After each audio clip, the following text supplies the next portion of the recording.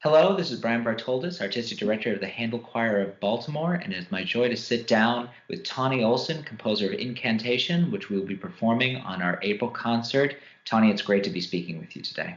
It's great to speak with you too. So, Incantation, it's a setting of a poem by Lori Nielsen Glenn. What attracted you to this text in particular? Well, I love Lori Nielsen Glenn's poetry just in general. I own several books of her poems, and they're evocative, they're emotionally layered. She uses language really beautifully.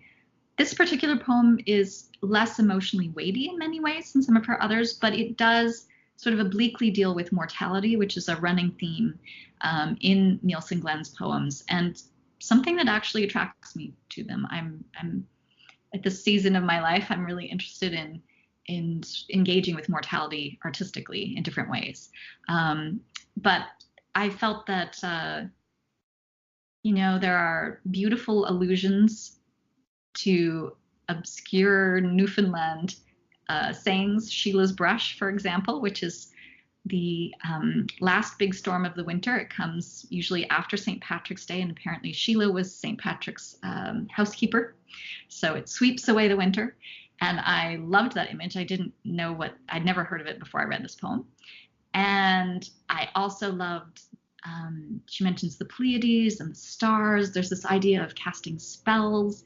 She uses these words that come from very, very old Irish prayers. It's just a very haunting, lovely piece of writing. And so I felt that called for me to try to write some haunting, lovely music to go with it.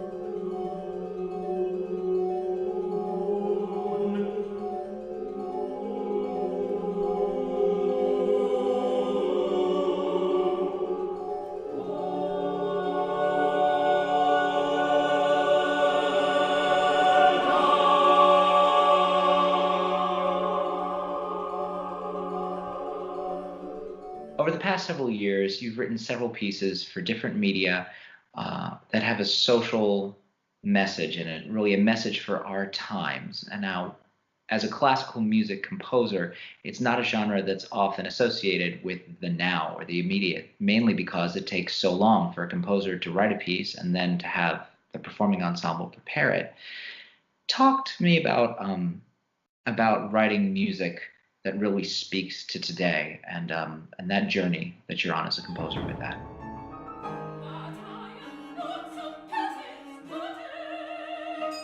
When I'm writing about a social issue or something that's concerning me, it's usually something that is not actually brand new, that was not created yesterday. It's often a problem that has been ongoing, and usually something that I've known about for a while, been upset about for a long time, or even if I've been sheltered from this problem, by the time I learn about it, it's existed for a long time. And that sense of injustice can light a fire in my belly and makes me want to write a piece of music in which I maybe express some of my feelings of frustration and anger about the situation, and try to call anyone who wants to listen to the piece to think about how they might be part of the problem or part of the solution or both.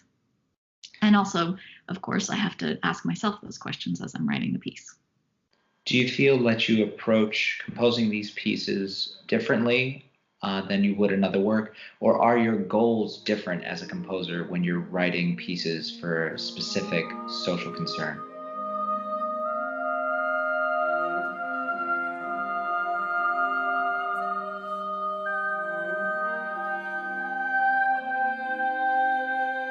When I am writing a piece that addresses a social issue, for me, that usually only happens after I've become quite concerned or upset about the problem. And so I actually had a former teacher say to me, well, do you want the audience to come away from this piece thinking, oh, this is a terrible thing, but not thinking at all about your music? And I said, well, that would be fine. Actually, I'm totally okay if people forget my music, but they remember this issue and they want to go and do something about it. That would actually be a wonderful outcome as far as I'm concerned. Thank you, Tawnie, so much for speaking with us today. Thank you so much for the music that you've written. We can't wait to perform it, and we'd love to share it with all of you listening. Please come to Church of the Redeemer on Sunday, April 28th. The concert is at 4 p.m., but if you swing by at 3 p.m., we're going to have a pre-concert lecture where you can actually meet Tawnie Olson and maybe speak with her about her music. So thank you once again, Tawnie, and we hope to see you all there.